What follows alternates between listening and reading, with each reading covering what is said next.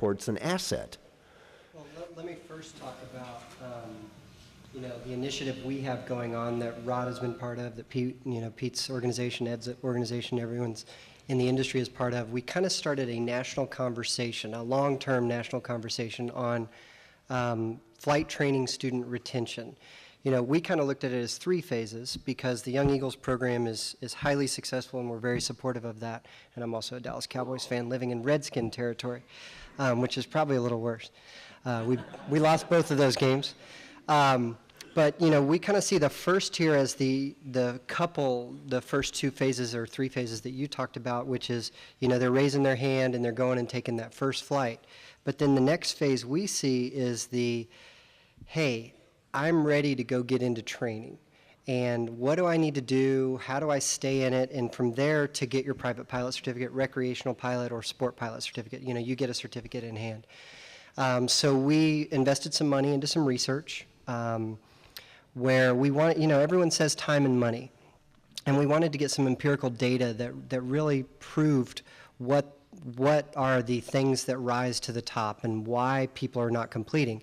It's kind of astronomical that 20 to 30% of the people who go into training complete.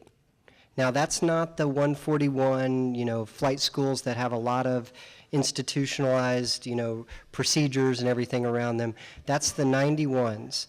So 20 to 30%. So we have this funnel that is extremely restricted. If we can just open that up a bit, then that pilot population should stay pretty steady, at least, and then we can look at ways to start at the front end and enhance. You know, we kind of saw in a down economy, investing a lot more money in the first phase until we fix the second phase is kind of turning some people off.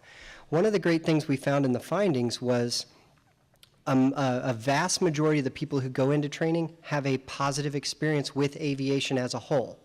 So they are coming in with an attitude, man, I want to do this, and they're very energized and they're taking the initiative. And then there's some things that happen throughout. And so we have a few key factors that we found, and one of them is the sense of community. You talked about mentors, you talked about CFIs, you talked about you know, the flight school around them. That's kind of lacking right now. So if we can look at ways, and we don't have solutions, by the way. We're starting the conversation. We're going to take it out regionally because a lot of people couldn't come to our summit in Long Beach and get more input. So then we can go develop some programs as an industry, not as AOPA.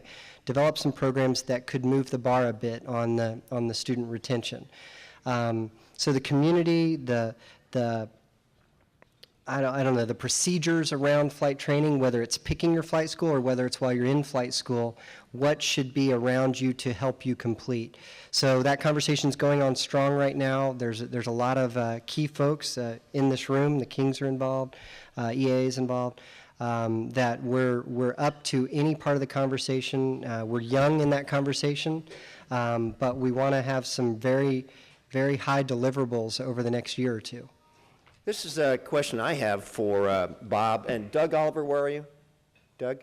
You're around here someplace, I know. Jack, you're on here too. For the people who have gone through your Cessna Pilot Center program since your collaboration with the King Schools, you know, very structured, very thorough pre-flight planning, do you guys have any numbers in terms of student starts versus completions of people going through that? Is it better or worse than what Andrew's overall experience has had for the industry?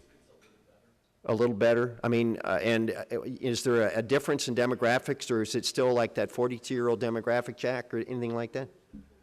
Sorry? It has moved to 42 because of cost. In other words, if the costs were lower, maybe it would be better.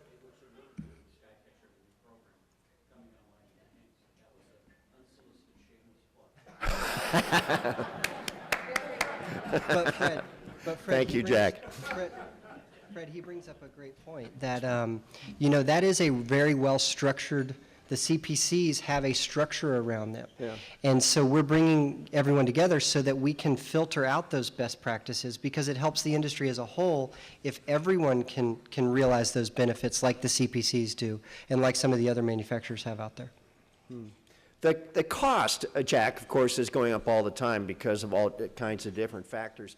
Wonder if we can spend a moment talking about where we are with some of the cost issues associated with general aviation.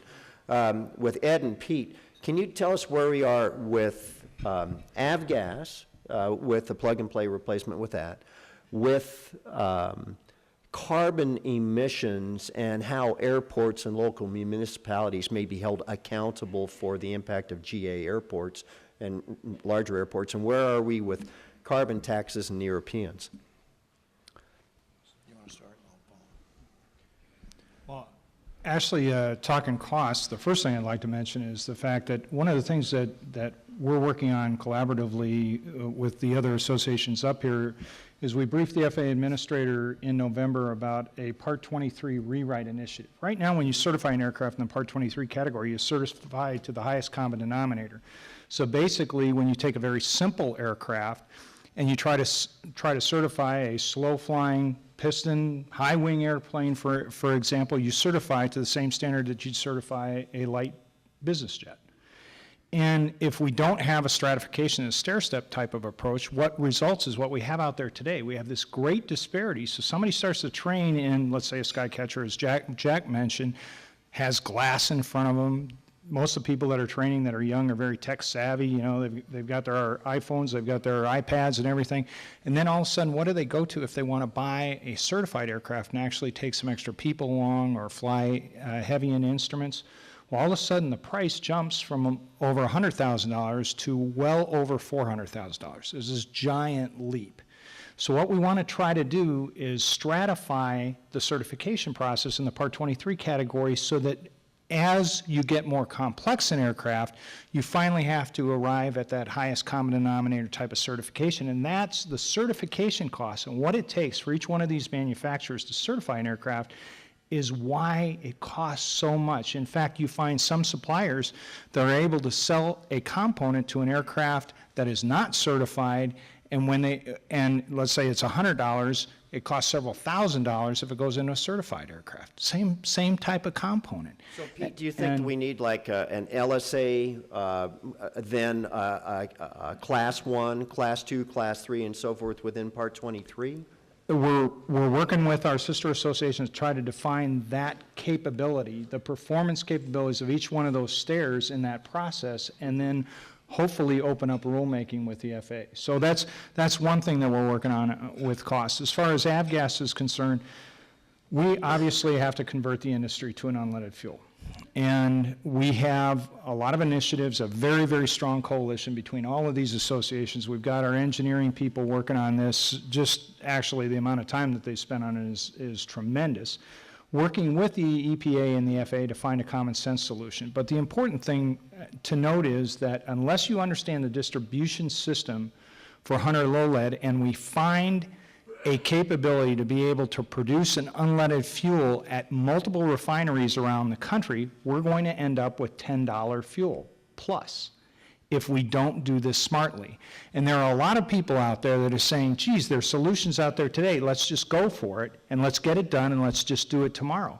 And the problem is, if we don't do it properly and don't understand the distribution system and don't understand what it's going to take for all these different chemical formulations and the cost of each one of those, of building new storage tanks, potentially at some of the refining installations to be able to go ahead and produce this new fuel, we could end up with those boutique type of fuel costs for avgas, and then all of a sudden the industry collapse under the weight of those types of costs. So on the avgas front, I think that we've got a very, very logical plan moving forward, and being able to get the FAA and the EPA to start talking to one another is something that has not happened before at this type of scale, and we're very happy with the amount of support that we're getting out of both of those federal agencies, and it's important to be partners with them. And I'll let Ed